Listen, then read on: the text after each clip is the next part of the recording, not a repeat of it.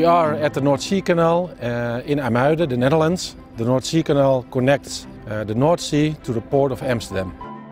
There are 4 locks in IJmuiden and 4 locks in Amsterdam. SP is doing the maintenance on mechanical, electrical and civilian areas. We are using the drone since 2018 as part of the North Sea Canal contract. With the drone we can do inspections from the doors or also wire cables, all kinds of things on the water. Today we have the problem with one of the doors, it doesn't close. That's why the reason why we put the drone into the water. You can very see all the details in the water. You can actually take pictures, videos, you have built-in lights, and because it's actually so much smaller than a human, you can actually reach areas that a normal diver can't reach. So it's a lot more effective.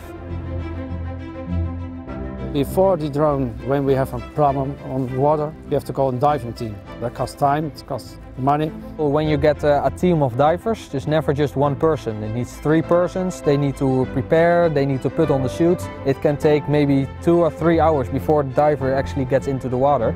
The drone, you put it on land, you calibrate it, and you can be in the water within 50 minutes. And there's no risk to humans when you use it, so it's a lot safer as well.